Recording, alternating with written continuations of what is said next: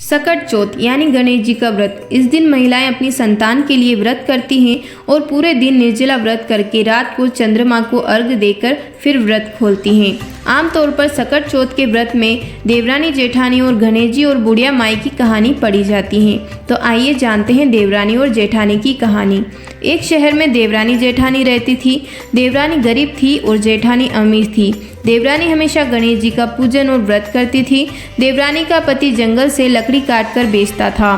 देवरानी घर का खर्च चलाने के लिए जेठानी के घर काम करती थी और शाम को बचा हुआ खाना लेकर जाती थी। माघ महीने में गणेश जी का व्रत सकट चौथ देवरानी ने रखा। उसके पास पैसे नहीं थे, इसलिए उसने तिल व गुड़ लाकर तिलकुट्टा बनाया। पूजा करके तिल चौथ की कथा सुनी और जेठानी के यहाँ काम पर चली गई। सोचा शाम को चंद्रमा को अर्घ्य देकर जेठानी के यहाँ से लाया गया खाना और तिलकुट्टा खाएगी। शाम को जब जेठानी के घर खाना बनाया तो उसके जेठानी के व्रत होने के कारण सभी ने खाना खाने से मना कर दिया। अब देवरानी ने जेठानी से बोला, आप मुझे खाना दे दो जिससे मैं घर जाऊं। इस पर जेठानी ने कहा कि आज तो किसी ने भी अभी तक खाना नहीं खाया है, तुम्हें कैसे दे दूं? तुम सवेरे ही बचा हुआ खाना ले जाना। देवरानी उदासी मन से घर चली गई। देवरानी के घर पति बच्चे सब आस लगाए बैठे थे कि आज तो त्योहार है, इसलिए कुछ पकवान आदि खाने को मिलेगा। लेकिन जब बच्चों को पता चला कि आज तो रोटी भी नहीं मिलेगी तो बच्चे रोने लगे। उसका पति भी बहुत क्रोधित हो गया और कहने लगा कि दिन भर काम करने के बाद भी वह 2 रोटियां नहीं ला सकती।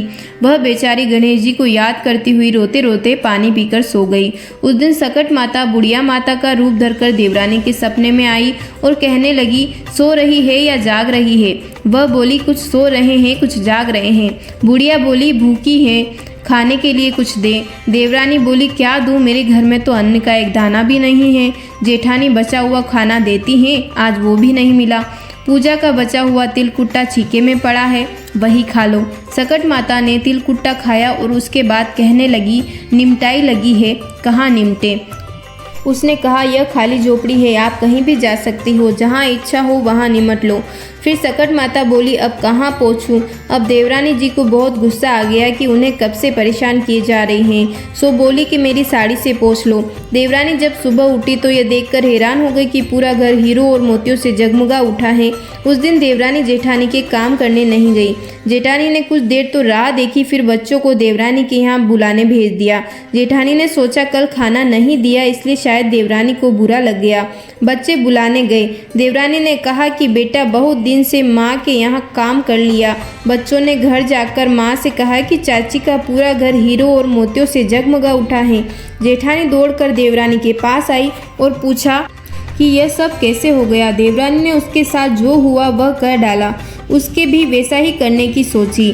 उसने भी सकट चौथ के दिन तिलकुट्टा बनाया। रात को सकट माता उसके सपने में आई और बोली, भूख लगी है, मैं क्या खाऊं? जेठानी ने कहा कि आपके लिए छीके में रखा है, फल और मेवे भी रखे हैं, जो चाहे खा लो। सकट माता बोली, अब निमटे कहाँ? जेठानी बोली, मेरे इस महल में कहीं भी निमट लो। फिर उन्होंने बोला कि अब पोंछूं कहाँ? जेठानी बोली, कहीं भी पोंछ लो। सुबह जब जेठानी उठी तो क्या देखती है कि पूरा घर बदबू से फैल गया है और सब तरफ गंदगी ही गंदगी हो गई है।